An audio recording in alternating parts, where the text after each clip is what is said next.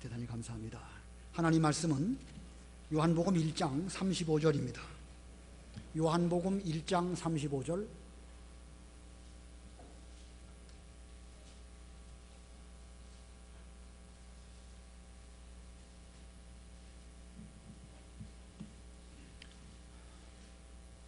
요한복음 1장 35절.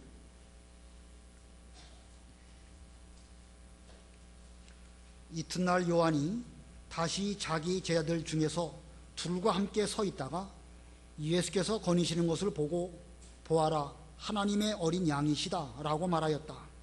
그의 말을 듣고 두 제자가 예수님을 따라갔다. 예수께서 돌아서서 그들이 따라오는 것을 보시고 그들에게 말씀하시기를 너희가 무엇을 구하느냐 하시니 그들이 그분께 말하였다. 라삐님. 라삐는 선생으로 번역된다. 어디에 머물고 계십니까? 예수께서 그들에게 와라, 그러면 볼 것이다 하고 말씀하시자 그들이 와서 그분께서 머물고 계신 것을 보고 그날 그분과 함께 머물렀으니 때는 10시쯤이었다. 요한에게 듣고서 예수님을 따른 두 사람 중 하나는 시몬 베드로의 형제 안드레였다. 그가 자기의 형제 시몬을 찾아가서 말하기를 우리가 메시아는 그리스도로 번역된다를 만났다 하고 그가 시몬을 예수께 데려오니 예수께서 그를 보시고 말씀하셨다. 너는 요한의 아들 시몬이니 앞으로 너를 게바는 베드로로 번역된다라고 부를 것이다. 이튿날 예수께서 갈릴리로 나가시다가 빌립을 보시고 그에게 나를 따라오너라 하고 말씀하셨으니 빌립은 안드레와 베드로의 고향 벳세다 사람이었다. 빌립이 나다나엘을 만나자 그에게 말하기를 모세가 율법에 기록하였고 선지자들도 기록한 그분을 우리가 만났는데 그분은 요셉의 아들 나사렛 사람 예수님이시다 라고 하니 나다나엘이 그에게 말하였다. 나사렛에서 무슨 선한 것이 나올 수 있겠느냐? 빌립이 그에게 말하기를 와서 보아라 라고 하였다. 예수께서 나다나엘이 자기에게 오는 것을 보시고 그에 대하여 말씀하시기를 보아라, 참 이스라엘 사람이다. 그 속에 간사한 것이 없다라고 하시니 나다나엘이 예수께 말하였다. 어떻게 저를 아십니까? 예수께서 그에게 대답하여 말씀하시기를 빌립이 너를 부르기 전 내가 무화과 나무 아래에 있을 때에 내가 너를 보았다라고 하시므로 나다나엘이 그분께 대답하였다. 라삐님, 당신은 하나님의 아들이시며 이스라엘의 왕이십니다. 예수께서 그에게 대답하여 말씀하셨다. 내가 무화과 나무 아래에 있는 것을 내가 보았다고 말함으로 믿느냐? 내가 이것들보다 더 큰 일들을 볼 것이다. 또 예수께서 그들에게 말씀하시기를 내가 진정으로 너희에게 말하는데 너희는 하늘이 열리고 하나님의 천사들이 인자 위에 오르락 내리락 하는 것을 볼 것이다 라고 하셨다. 오늘 본문의 내용은 여러 사람들이 전도한 내용입니다. 그래서 오늘 제목은 간단하게 전도라는 제목입니다. 본문에 나온 여러 사람들, 세례 요한도 전도했고 또 요한의 전도를 받고 예수님에게 간 안드레도 전도를 했고 예수님께서도 전도하셨고 또 빌립도 또한 나다나엘에게 전도를 했습니다. 자, 이 전도, 우리는 결코 소홀히 할 수 없는 우리 신앙적인 행위가 바로 전도인데 어느 면에서 보면 전도만큼 또 어려운 것도 없는 것 같습니다. 하나님의 구원운동이 긴 역사 가운데에서 이루어져서 오늘날 우리에게까지 이 말씀이 전파된 것은 오직 전도라고 하는 그 신앙적인 행위를 통해 가지고 우리에게까지 말씀이 이루어진 것입니다. 예수님도 본문에서 전도하셨습니다. 또 3장에 가면 사마리아 여인에게 전도하신 내용이 또 나오게 됩니다. 아무튼 전도가 그만큼 중요합니다. 자, 전도자를 통해서 우리에게까지 복음이 전파됐던 것을 생각해 보면 우리는 이 복음에 대하여 빚진 자입니다. 반드시 전도해야 될 것이고 전도하지 않는다고 하면 우리는 하나님의 일을 게을리하는 것이고 교회를 세우는 행위가 아니고 오히려 허는 것이라고 할 수가 있을 것입니다. 아무쪼록 오늘 이 본문을 통해서 어떻게 전도해야 되는가 잘 살펴서 전도하기를 힘쓰는 우리 교회 모든 성도님들이 다 되시기를 바랍니다. 자, 오늘 네 가지 대지로 본문을 전하는데 그 중에 첫 번째, 세례 요한의 전도입니다. 세례 요한의 전도. 우리가 지난 시간에 배운 것처럼 세례 요한은 광야에 머물면서 자기 수양을 아주 잘한 사람입니다. 낙터 털옷을 입고 메뚜기와 석청을 먹으면서 이스라엘에게 나타나는 날까지 기도로 잘 준비하다가 이제 비로소 이 요단강에서 세례를 주게 되었습니다.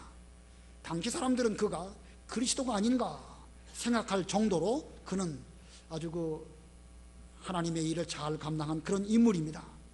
그러나 그는 자기 자신에 대해서 분명하게 말했습니다. 나는 그리스도가 아니다. 다만 광야에서 말씀이신 그리스도만 전파하는 외치는 자의 소리에 불과하다. 자신을 잘 말했습니다. 그리고 또 예수님에 대해서도 말하였죠. 앞으로 예수님이 오시는데 그분은 하나님의 어린 양이시다. 나보다 먼저 계신 분이시다. 그리고 나는 물로 세례를 주지만 그분은 성령으로 세례를 주실 분이시다. 그리고 하나님의 아들이시다. 우리가 지난 시간에 이미 다 배웠습니다. 그는 이렇게 깨달은 진리를 사람들에게 잘 말해 주었습니다. 이렇게 위대한 깨달음을 얻은 세례 요한은 그 깨달음을 전도를 통해서 그의 삶 가운데 실천하였습니다.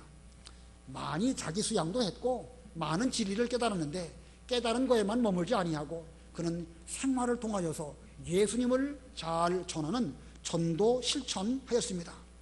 자, 요한이 어떻게 전도의 태도를 우리에게 보여주고 있는가? 요한의 전도 태도, 본문에서 두 가지를 소지로 말씀을 드리면 그 중에 첫 번째는 계속해서 전도함. 계속해서 전도함. 본문 35절을 보면 이튿날 요한이 다시 자기 제자들 중에서 둘과 함께 서 있다가, 여기 이튿날이라는 말이 나오죠. 이튿날. 29절에도 이튿날이 있습니다. 이튿날 요한이 예수께서 자기에게 오시는 것을 보고 말하였다. 보아라, 세상 죄를 지고 가는 하나님의 어린 양이다. 자, 이튿날, 또 여기 35절에 이튿날. 첫날 요단강에서 많은 사람들에게 세례를 주게 되었고, 그가 세례를 줄 때에는 앞으로 이제 내가 아직 알지 못하시는 어떤 분이 오셔가지고 이제 세례를 받으실 터인데 그분 위에 성령께서 임하시는 것을 보면 그가 그리스도라는 사실을 알아라. 하나님의 계시로 요한은 알고 있었습니다. 그런 가운데서 그는 이제 자기 임무를 잘하다가 그 이튿날 예수님께서 자기에게 오는 것을 보게 되었고, 이분이야말로 세상 죄를 지고 가시는 하나님의 어린 양이다, 이렇게 말했습니다. 그리고 또 그 이튿날 그가 다시 자기 제자들 중에게 말하기를, 이분이야말로 하나님의 어린 양이시다, 또 증거했습니다. 자, 이거 보면 이튿날 뭘 말하는 것입니까? 날수로 치면 3일이죠. 첫날 요단강에서 세례를 주고, 다음날 예수님을 만나고, 또 그 다음날 예수님에 대해서 증거했습니다. 딱 3일이라고 숫자적으로 우리가 계산할 것이 아니고, 이걸 보면 세례 요한이 얼마나 계속해서 하나님 앞에서 자기 본분, 특별히 전도하는 본분을 잘 감당했는지를 알 수가 있습니다. 그는 언제 오실지 알지 못하는 예수님을 위해서 광야에 머물면서 잘 기도하면서 수양하면서 하나님의 뜻을 따라서 이스라엘에게 나타날 때까지 준비하다가 예수님이 오시니까 예수님을 증거했고, 또 그 다음날 자기 제자들에게 이분이야말로 우리가 기다리던 메시아다 라고 잘 말해 주었습니다. 자, 이거 보면 그가 단순히 진리를 깨달은 것에 머물지 아니하고 계속해서 자기 사명을 감당하고 또 계속해서 전도하는 이런 길을 걸어간 세례 요한임을 보여줍니다. 세례 요한이라고 해서 앞으로 어떻게 하나님의 일이 이루어질지 다 아는 건 결코 아닙니다. 자, 그러나 성령의 인도를 따라서 계속 일하면서 예수님에 대해서 전도하니까 하나님의 일이 차근차근 이루어진다는 이것을 그는 발견하게 되었고, 그것으로 큰 기쁨을 얻게 되었습니다. 자, 이것이 중요한 전도자의 태도입니다. 한 번 전도하고 또 두 번 전도하고, 그래도 믿지 않아도 계속해서 전도하고, 또 전도하면 내 힘으로 되는 것이 아니고 하나님의 뜻이 우리의 전도라고 하는 방편을 통해서 그 뜻이 이루어지게 되는 것입니다. 자, 우리들도 언제 어떻게 하나님의 뜻이 이루어질지 모릅니다. 아무개가 언제 예수를 믿을지, 오랫동안 우리가 전도하고 말씀을 잘 전했어도 난공불락 도무지 믿을 것 같지 않은 그런 사람이 있을 수 있습니다. 그래도 세례 요한처럼 전도하고 또 일하고 그런 가운데서 계속 수고한다고 하면 이제 때가 되면 하나님께서 그 사람의 마음을 움직이시고 전도를 받게 할 때가 있을 것입니다. 아무쪼록 우리도 세례 요한처럼 계속해서 하나님의 일, 전도하는 일 잘 감당하는 우리가 되어야 되겠습니다. 두 번째, 이 요한의 전도 태도의 두 번째 소지는 예수님을 따르게 함, 예수님을 따르게 했습니다. 본문 35절로 37절까지 읽어보세요. 35절. 이튿날 요한이 다시 자기 제자들 중 둘과 함께 서 있다가 예수께서 거니시는 것을 보고 보아라 하나님의 어린 양이시다 라고 말하였다. 그의 말을 듣고 두 제자가 예수님을 따라갔다. 예. 자, 이 두 제자, 여기서 말하는 두 제자가 뒤에 나오는 안드레가 또 한 사람이고 또 한 사람이 누구인지는 분명하지 않습니다. 그런데 성경학자들은 요한복음을 기록한 사도 요한일 것이다 라고 생각을 하고 있습니다. 앞에서도 살펴보았듯이 세례 요한의 사역은 그런 계속해서 이튿날 또 그 이튿날 시간적으로도 계속 이렇게 예수님에 대하여 증거하다가 그는 예수님의 시간으로 그의 시간이 계속 나아가고 있습니다. 무슨 뜻이냐면 그 43절을 보면 이튿날 예수께서 갈릴리로 나가시다가, 자, 계속 이튿날이 계속 나오고 있죠. 그러다가 이제 이튿날 세례 요한이 전도의 이튿날로 가다가 예수님께서 그 이튿날 갈릴리로 나가시는 것으로 말씀이 전환이 됩니다. 그러다가 2장 1절에 가면 셋째 날에 갈릴리 가나에서 결혼잔치가 있었다. 지금 요한복음이 시간적으로 우리에게 뭘 가르치고 있냐면, 처음에는 세례 요한이 와가지고 복음을 전하면서 하나님의 일이 시작되어지지만 시간이 흘러가면 흘러갈수록 세례 요한은 광야에서 말씀을 외치는 자의 소리로 그는 점점 사라지는 존재가 되어지고 시간 속에서 예수님께서 점점 부각되어지는 이런 모습을 우리에게 보여주고 있습니다. 자, 이 광야에서 말씀을 외치는 소리였던 요한은 결국 말씀이신 예수님만 소개하고 자기는 사라지는 이런 길을 걸어가게 되었습니다. 시간적으로도 그렇고 사람, 특별히 자기 제자들에게 대해서도 요한은 예수님에게로만 인도하고 자기는 사라지는 그런 존재의 길을 걸어가게 되었습니다. 자기가 가르치는 제자를 다른 사람에게 보내준다. 이거 결코 쉬운 일이 아닙니다. 인간 사회에서는요, 정말로 어렵습니다. 우리 교회에서 신앙생활 잘하던 사람, 저희 멀리서 오시는 분에게 가까운 교회 우리 교단이 있으니까 가십시오, 이렇게 말하는 것이 쉽겠습니까? 어렵겠습니까? 인간적으로 어렵습니다. 인간적으로. 우리 목사들이 모이면은요, 명림교회, 창관교회 왜 멀리 있는 사람들 다 껴안고 있느냐, 좀 가까운 교회 좀 보내줘서 명림교회, 창관교회도 잘 되고 또 작은 교회들도 좀 잘 되면 좋겠다, 이렇게 말하는 분들이 있습니다. 논리적으로 보면 그 말이 맞는 말이죠. 그러나 그것이 결코 쉽지 않습니다. 본인도 그렇거니와 우리 교회에서 은혜 잘 받는 사람을 어떻게 함부로 보낼 수 있겠습니까? 제 욕심으로도요, 할 수 있으면 우리 교회 오는 것이 좋지 가까운 교회 가십시오, 이렇게 말하기가 쉽지가 않다는 거예요. 인간적으로 그렇단 말입니다. 물론 어떤 개척교회를 위해서든지 어려운 교회를 위해서는 이 깨어있는 분들은 그 성도들을, 그 인근 사람들로 하여금 뚝 떼어서 앞으로 그 교회에 가가지고 그 교회를 잘 세우시오, 이렇게 하는 경우가 있습니다. 참 좋은 그런 본받을 만한 일인데 그거 말처럼 쉽지 않습니다. 자, 그런데 이 세례 요한은 자기의 제자들을 예수님에게로 안내해 주었습니다. 35절에 그랬죠. 요한이 다시 자기 제자들 중 둘과 함께 서 있다가 예수께서 거니시는 것을 보고 보아라 하나님의 어린 양이시다 라고 말했습니다. 그랬더니 그의 말을 듣고 두 제자가 예수님을 따라갔습니다. 자, 이 세례 요한은 자기를 제대로 알았고 예수님을 제대로 이해했기 때문에 철저하게 예수님 중심으로 살았던 것입니다. 세례 요한하고 우리하고 전혀 다른 사람이 아니에요. 현실적으로 볼 때에 세례 요한이 자기 제자를 다른 사람에게 준다는 거 우리처럼 어렵습니다. 그러나 우리가 다른 사람에게 줄 수는 없지만 그 대상이 예수님이라고 할 때는 그 상황이 달라집니다.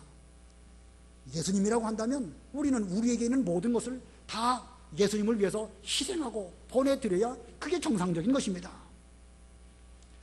그 뒤에도 그런 말씀이 나오는데 한번 보겠습니다. 요한복음 3장 26절로 30절. 요한복음 3장 26절로 30절. 요한복음 3장 26절. 그들이 요한에게 와서 말하기를 랍비님 보십시오. 요단 건너편에서 당신과 함께 계셨고 당신께서 증언하셨던 분이 세례를 주시니 모두가 그분께 가고 있습니다 하니 요한이 대답하여 말하였다. 하늘에서 주시지 않는다면 사람은 아무것도 받을 수 없다. 내가 말하기를 나는 그리스도가 아니고 그분 앞에 보내심을 받은 자이다 라고 한 것을 증언할 자들은 너희 자신들이다. 신부를 얻은 자는 신랑이지만 신랑의 친구는 서서 신랑의 음성을 듣고 크게 기뻐하니 나는 이런 기쁨이 충만하다. 그분은 흥하여야 하고 나는 쇠하여야 한다. 예, 이 세례요한의 말 참 중요한 말씀입니다. 그 28절에 보면 내가 말하기를, 세례요한이 말하기를 나는 그리스도가 아니고 그분 앞에 보내심을 받은 자이다 라고 한 것을 증언할 자들은 너희 자신들이다. 무슨 뜻이죠? 내가 지금까지 나는 예수님의 앞잡이로 온 사람이고 뒤에 그리스도이신 예수님이 오실 터인데 앞으로 이 사실을 증언할 사람들은 바로 너희들이다. 너희 제자들, 나의 제자들 너희들이다. 이렇게 말하고 있습니다. 그러므로 지금 세례 요한 자신도 예수님을 증거했고 세례 요한의 제자들에게도 누구만 증거하라고 가르치고 있죠? 예수님만 증거하라고 가르치는 것입니다. 이게 세례 요한의 귀중한 정신인 것입니다. 자, 오늘도 우리도 이 전도자 요한과 같이 그런 태도로 전도해야 됩니다.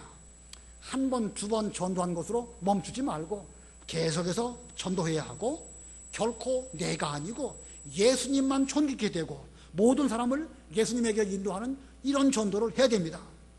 전도해서 사람들을 많이 모았는데 그 사람들을 자기 사람으로 만들고 예수님의 사람으로 만들지 않는다고 하면 그 사람은 싹꾼이고 그 사람은 자기가 예수님 자리에 올라간 사람입니다. 우리는 절대로 그렇게 되면 안 될 것입니다. 이 사람들 중에는요, 그 사람들을 몰고 다니는 사람이 있어요. 자기가 이 교회 가면 그 교회 성도들을 잘 신앙의 뿌리를 내리고 예수님에게로 인도해야 되는데 그 사람을 자기 사람 만들어요. 그래가지고 자기가 이쪽으로 가면 그 사람들도 따라오게 만들고 이런 그 목회자들이 종종 있습니다. 그것은 성도를 예수님의 사람으로 예수님의 양으로 만들기보다는 자기 사람으로 만드는 것입니다. 자기가 오야붕이 되고 그 사람은 꼬붕이 되게 만들어가지고 자기가 시키면 절대 순종하도록 만들어 놓는 그런 목회자들이 종종 있습니다. 이거 옳지 못합니다.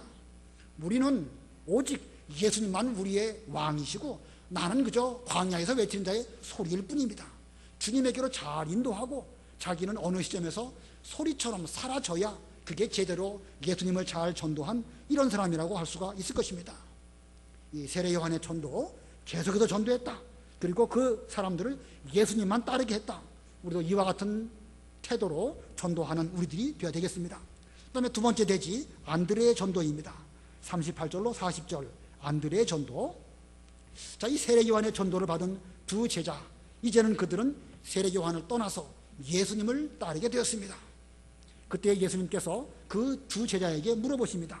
본문 38절 예수께서 돌아서서 그들이 따라오는 것을 보시고 그들에게 말씀하시기를 너희가 무엇을 구하느냐 하시니 그들이 그분께 말하였다. 랍비님 어디에 머물고 계십니까? 자, 너희가 무엇을 구하느냐? 그랬더니 랍비님 어디 머물고 계십니까? 이게 무슨 뜻입니까? 너희가 무엇을 구하려고 무슨 목적을 가지고 나를 따라오고 있느냐? 라고 예수님께서 그들에게 물으시니까 그들이 주께 말씀드리기를 선생님 머물고 계신 곳이 어디이십니까? 저희들도 주님과 함께 머물고 주님과 함께 이 은혜를 받고 그 세계에 같이 살기를 원합니다. 이런 마음가짐으로 랍비님 어디에 머물고 계십니까? 이렇게 답을 한 것입니다. 참으로 제자다운 그런 대답이라고 할 수가 있겠습니다. 그랬더니 예수님께서 뭐라고 말씀하시는가? 39절 읽어보세요.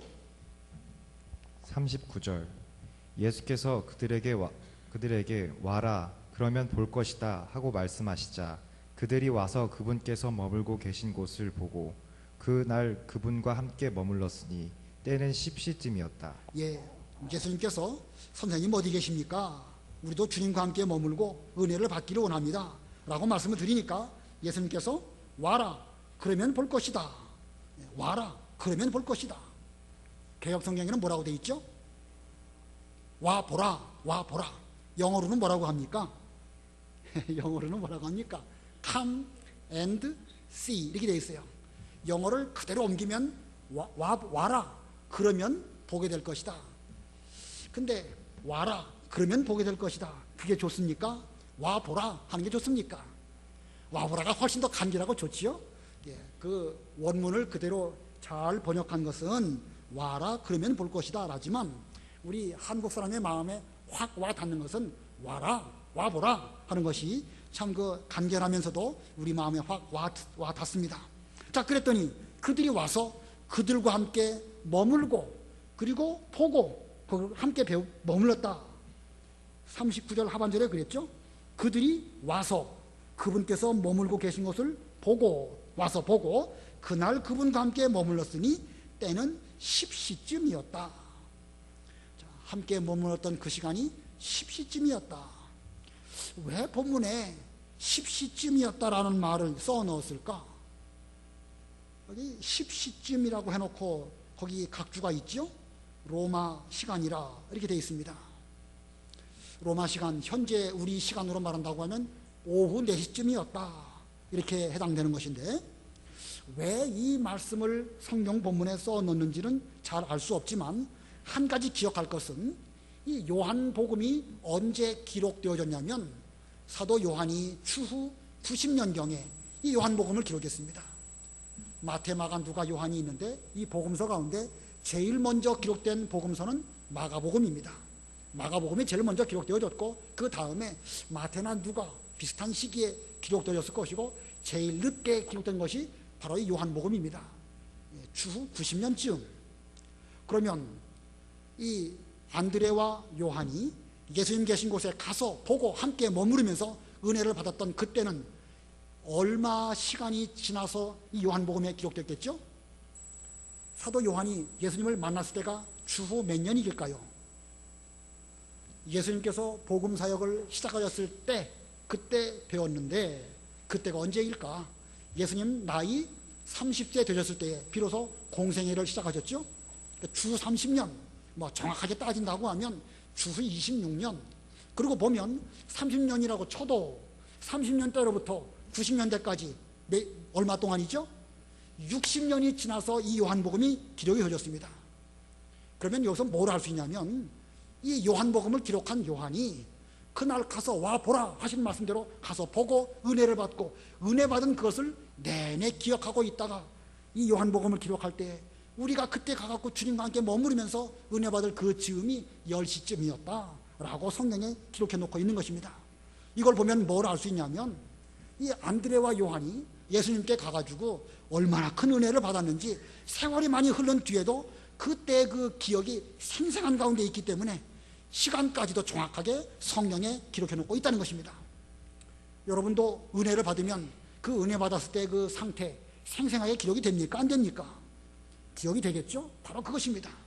이 사도 요한이 예수님을 뵙고 함께 머물면서 은혜 받았고 그때가 오후 4시쯤 로마 시간으로 10시쯤 되었다라고 기록을 하고 있습니다. 그래서 그 뒤에 어떤 일이 전개되는가 40절부터 42절까지 읽어보세요. 40절 요한에게 듣고서 예수님을 따른 두 사람 중 하나는 시몬 베드로의 형제 안드레였다. 그가 자기의 형제 시몬을 찾아가서 말하기를 우리가 메시아를 만났다 하고 그가 시몬을 예수께 데려오니 예수께서 그를 보시고 말씀하셨다. 너는 요한의 아들 시몬이니 앞으로 너를 게바라고 부를 것이다. 예, 안드레가 큰 은혜를 받았습니다. 그리고 돌아와서 그 은혜 받은 그것을 자기 형인 베드로에게 전하지 않을 수가 없어서 제일 먼저 베드로에게 우리가 메시아를 만났다. 형도 좀 같이 가서 우리가 만난 메시아를 좀 보면 좋겠습니다. 이렇게 말한 것입니다. 자, 예수님을 만나 은혜를 받은 안드레에게는 전도하지 않을 수가 없었고 전도할 때에 자기 형에게 제일 먼저 전도했습니다. 자, 이거 우리 당연한 거 아니겠습니까? 여러분들이 은혜를 받았다고 하면 은혜 받은 것을 나만 혼자 간직할 수는 없겠죠. 그 속에서 받은 은혜가 차고 넘치니까 누군가에게 좀 말해주고 얼른 와서 나와 함께 은혜를 받기를 원하는데 제일 먼저 가장 가까운 자기 형에게 가서 이 복음을 전했던 것처럼 여러분도 은혜를 받았다고 하면 당연히 그렇게 전도해야 그게 은혜에 대한 보답이라고 할 수가 있을 것입니다. 성경에 보면 베드로에 관한 말씀은 참 복음서에 많이 나와 있습니다. 그러나 안드레에 관한 기사는 별로 그렇게 많지 않지요. 그런데 이 안드레가 잘한 것 중에 한 가지가 다른 사람을 예수님에게로 잘 데려오는 이런 일을 참 잘한 그런 은사가 있습니다. 오늘 본문도 안드레가 은혜를 받은 뒤에 베드로를 예수님에게로 데리고 온 그 일이 있고, 또 요한복음에 그 위에 또 있습니다. 요한복음 6장 8절 9절 읽어보세요. 요한복음 6장 8절 9절. 요한복음 6장 8절. 그분의 제자들 가운데 하나인 시몬 베드로의 형제 안드레가 예수께 말하기를, 여기 한 아이가 보리빵 5개와 물고기 2마리를 가지고 있습니다. 그러나 이것들이 이렇게 많은 이들에게 무슨 소용이 있겠습니까? 라고 하니. 8절 9절에 안드레의 그 잘못된 생각도 물론 있지요. 이거 뭐 물고기 2마리, 보리도 5개, 이게 뭐 무슨 소용이 있겠습니까? 라고 말한 것은 잘한 건 아니지만, 그가 잘한 것은 여기 한 어린 아이가 있는데 하면서 그 어린 아이를 예수님에게로 데려온 거, 이 안드레가 잘한 것입니다. 또 그 뒤에도 있어요. 요한복음 12장 8절 9절. 요한복음 12장 8절 9절 읽어보세요. 요한복음 12장 8절. 죄송합니다. 12장 20절부터 22절. 12장 20절.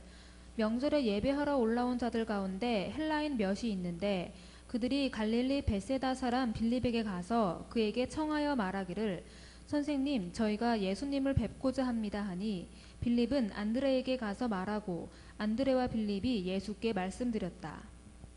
거기까지요. 자, 여기도 보면 이 안드레가 헬라인 그 몇 명을 빌립과 함께 예수님에게 소개하는 이런 일을 하고 있죠. 자, 이 베드로, 요한, 야고보, 바울 다 위대한 그런 인물이지만 우리는 이 안드레의 전도, 안드레가 예수님에게 다른 사람을 잘 안내해준 이런 면도 잘 눈여겨보고 우리도 그와 같은 일을 감당하는 그런 우리들이 되어야 되겠습니다.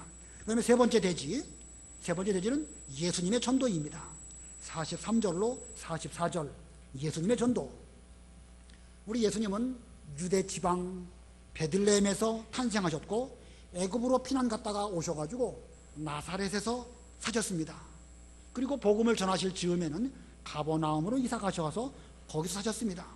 자, 나사렛, 가버나움 다 갈릴리 지방입니다. 우리 예수님께서는 이 세상에 사실 때에도 어렵고 천대받는 지역으로 다니시면서 사셨고, 또 전도하실 때에도 주로 이 갈릴리에서 사역하셨습니다. 그래서 마태복음 4장 12절부터 16절을 보면 어둠에 앉아있는 백성들 또는 죽음의 땅, 그늘에 앉아있는 자들에게 빛이 비추었다. 이 갈릴리 지역에 사는 사람들에게 복음의 빛이 비추었다라는 것을 그렇게 표현하고 있습니다. 어둠에 앉아있는 백성들, 죽음의 땅, 그늘에 앉아있는 그들에게 그리스도 메시아로 말미암아 복음의 빛이 비치게 되었다. 자, 그러므로 예수님의 정신은 어두운 가운데 있는 자들에게 찾아가셔서 복음을 전하신 것입니다. 자, 우리 예수님께서 갈릴리에서 이렇게 일하셨습니다. 본문 43절 44절 읽어보세요. 43절. 이튿날 예수께서 갈릴리로 나가시다가 빌립을 보시고 그에게 나를 따라오너라 하고 말씀하셨으니, 빌립은 안드레와 베드로의 고향 벳세다 사람이었다. 여기 빌립, 안드레, 베드로, 벳세다 사람이라고 했는데 벳세다는 어떤 곳인가? 벳세다 별로 좋은 곳이 못 됩니다. 마태복음 11장 21절에 보면 화 있을진저 고라시나 화 있을진저 벳세다야 라고 말씀하십니다. 너희들에게 행한 표적과 여러 가지 말씀을 그 두로와 시돈에서 전했다고 하면 그들은 벌써 회개하고 베옷을 입고 회개했을 것이다. 그런데 너희들은 그 많은 말씀을 듣고서도 끝까지 회개하지 않았다 라고 하시면서 주께서 화 있을진저 벳세다야 이렇게 말씀하신 것입니다. 자, 그런데 벳세다와 같이 화 받을 만한 그런 동네에서 좋은 제자가 나왔습니다. 좋은 제자가 누가 나왔죠? 오늘 본문 보니까 안드레, 베드로, 빌립 다 이 그쪽 출신들이에요. 자, 그러므로 전도를 해도 받아들이지도 않고, 전도해도 뭐 사람도 없다고 하지 말고 예수님처럼 어두운 가운데 있는, 그늘 가운데 있는, 흑암 가운데 있는 그들을 좀 찾아가서 복음을 전하는 이런 정신을 우리는 예수님에게로부터 받아야 할 것입니다. 우리 예수님께서 갈릴리, 벳세다까지 찾아가셔서 일하심으로 훌륭한 일꾼들을 많이 찾아내셨습니다. 12제자 가운데 가룟 유다를 제외한 나머지 11제자가 다 갈릴리 출신입니다. 우리도 이러한 예수님의 정신을 본받아서 전도하되, 전도하기 어려운 곳이라 할지라도 부지런히 찾아가서 거기서 잘 전도한다고 하면 그 가운데 안드레, 베드로, 필립 같은 그런 인물들을 많이 얻을 수 있도록 그렇게 인도해 주실 것입니다. 자, 어두운 가운데 있는 자들을 찾아가서 복음을 전하자. 이것이 예수님의 정신입니다. 그 다음에 네 번째, 빌립의 전도입니다. 네 번째 대지, 빌립의 전도. 예수님의 전도를 받게 된 빌립은 이제 나아가서 자기 친구인 나다나엘에게 전도를 했습니다. 나다나엘. 이 나다나엘은 누구일까? 나다나엘이라고 하는 이름이 성경의 요한복음에서 딱 2번이 나옵니다. 요한복음 1장 오늘 본문에 나오고 요한복음 21장에 가면 한 번 다시 그 인물이 나옵니다. 우리는 나다나엘이 다른 성경에 나와 있는 바돌로메와 동일 인물이라고 여겨집니다. 자, 빌립이 나다나엘에게 전도할 때의 핵심 내용을 말합니다. 본문 45절 읽어보세요. 45절. 빌립이 나다나엘을 만나자 그에게 말하기를 모세가 율법에 기록하였고 선지자들도 기록한 그분을 우리가 만났는데 그분은 요셉의 아들 나사렛 사람 예수님이시다라고 하니. 예, 빌립이 자기 친구 나다나엘에게 전도할 때에 다른 복잡한 이야기 하지 않고 모세가 율법에 기록하였고 선지자들도 기록한 그분 우리가 만났는데 그분은 곧 요셉의 아들 나사렛 사람 예수님이시다. 모세가 말한 그분, 선자가 만난 그분을 내가 만났는데 그분은 곧 나사렛 사람 요셉의 아들 예수님이시다. 이 그분이라고 말했죠. 그분은 누굴 가리키는 것입니까? 그리스도 메시아를 가리키는 것입니다. 그분. 저기 성경에는 딱 하나 그자가 들어갔는데 그 의미가 아주 중요한 의미로 바뀌어지는 것을 많이 보게 됩니다. 그분 그러면 메시아 그리스도를 가리키는 것이고 그 책 그러면 뭘 가리키는 것이죠? 성경책입니다. 그 집 그러면 어디를 가리키는 것이죠? 성전을 가리키는 거예요. 성전. 예. 또 그 법 뭘 가리키는 것이죠? 율법을 가리키는 율법. 예. 구약 성경 그 영어 책들이나 등등을 보면 그 정관사 더가 들어가 있는 것들이 다 그 아주 중요한 것을 의미하는데 우리가 그분을 만났다. 근데 그분은 요셉의 아들이시고 나사렛 사람 예수님이시다. 이 빌립이 전도할 때에 내가 예수님을 만났다. 그리스도를 만났다. 아주 중요한 핵심 내용을 가지고 말을 전도를 하였습니다. 이러한 빌립의 전도에 대해서 나다나엘이 어떻게 반응을 했는가? 본문 46절 우리 다 같이 읽겠습니다. 46절 시작. 나다나엘이 그에게 말하였다. 나사렛에서 무슨 선한 것이 나올 수 있겠느냐? 빌립이 그에게 말하기를 와서 보아라 라고 하였다. 나사렛에서 무슨 선한 것이 나올 수 있겠느냐? 나사렛에서 무슨 선한 것이 나올 수 있겠느냐? 자, 이 말을 한 나다나엘의 마음가짐, 어떤 마음가짐으로 이런 말을 했을까? 나사렛에서 무슨 선한 것이 나올 수 있겠느냐? 지금 이 나다나엘의 마음가짐을 이 문장 속에서 우리가 두 가지를 발견하게 되는데 한 가지는 선입관입니다. 선입관. 갈릴리 지방, 나사렛, 본래 시원치 못한 그런 지방이고 구약시대부터 무슨 장자의 복을 받은 요셉 지파도 아니고 또 유다 지파도 아니고 대단한 사람도 별로 없었던 이런 지방인데 여기서 무슨 선한 인물이 나올 수 있겠느냐? 사람이 한번 선입관이 들어가게 되면 그 선입관 바꾸기가 대단히 어렵습니다. 우리도 그런 선입관 나도 모르게 그걸 갖게 되면 그거 한번 뒤집기가 보통 어려운 게 아니에요.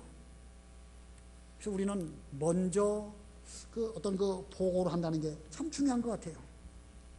옛날 그 중국 책들을 보면은요, 어떤 저 변방에서 무슨 일이 일어났습니다. 근데 그 일어난 일을 어떻게 왕에게 보고하느냐에 따라 가지고 왕의 판단이 달라져요.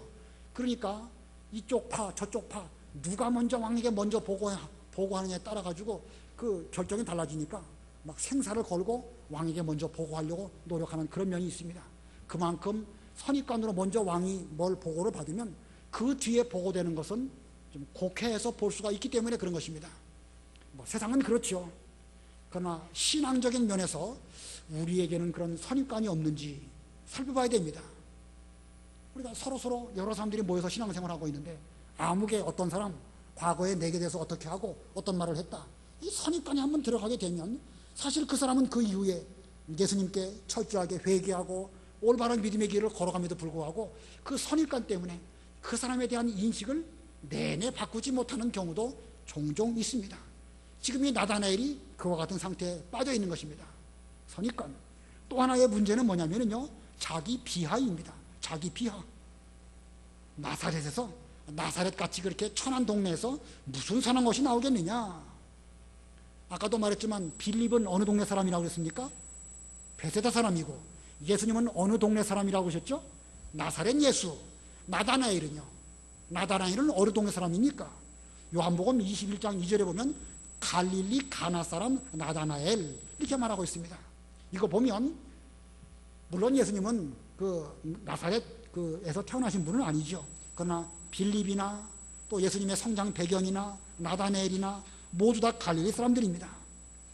우리 같은 갈릴리 사람 가운데서 무슨 선한 것이 나올 수 있겠느냐, 그러면서 자기 스스로를 비하하면서 이렇게 말하는 것입니다. 자, 이거 좋은 태도가 못 돼요.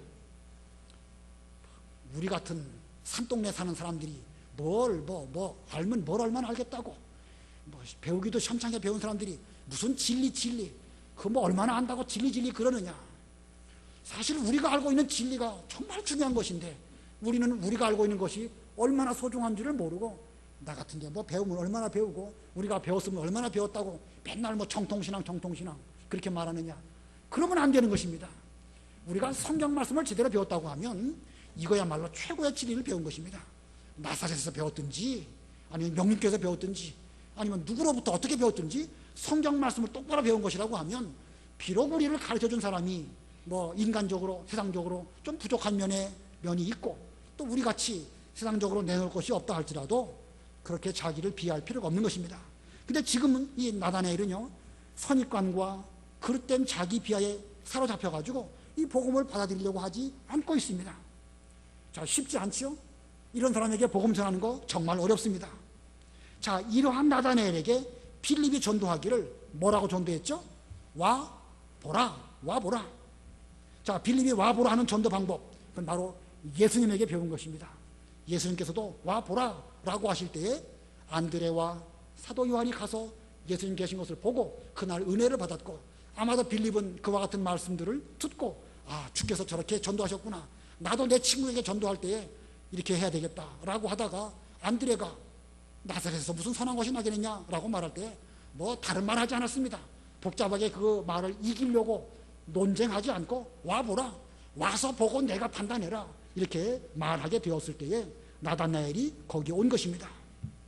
자, 빌립의 전도를 받고 직접 예수님을 만나게 된 나다나엘은 와서 보고 예수님을 제대로 발견하고 당신은 하나님의 아들이시며 이스라엘의 왕이십니다 라고 말을 합니다. 본문 47절부터 49절까지 읽어보세요. 47절. 예수께서 나다나엘이 자기에게 오는 것을 보시고 그에게 대하여 말씀하시기를, 보아라, 참 이스라엘 사람이다, 그 속에 간사한 것이 없다라고 하시니, 나다나엘이 예수께 말하였다, 어떻게 저를 아십니까? 예수께서 그에게 대답하여 말씀하시기를, 빌립이 너를 부리기 전 내가 무화과 나무 아래 있을 때에 내가 너를 보았다라고 하시므로. 계속 읽어보세요. 나다나엘이 그분께 대답하였다, 랍비님, 당신은 하나님의 아들이시며 이스라엘의 왕이십니다. 나다나엘의 신앙 상태를 주께서 정확하게 하시고 말씀하셨죠. 참 이스라엘 사람이다, 간사한 것이 없다. 나다나엘이 어떻게 저를 아십니까? 한 번도 뵌 적이 없는데. 그랬더니 무화과 나무 아래 있을 때 내가 너를 보았다. 무화과 나무 아래서 뭐 했을까요? 기도했겠죠. 아담 하와는 무화과 나무 아래 가갖고 치마로 해입고 자기들의 부끄러운 죄를 가리려고 했지만, 나다나엘은 무화과 나무 아래에 가서 하나님께 속히 그리스도를 보내주십시오, 아마 이렇게 기도하지 않았을까 생각이 듭니다. 이런 기도를 주께서 다 보시고 느끼셨습니다.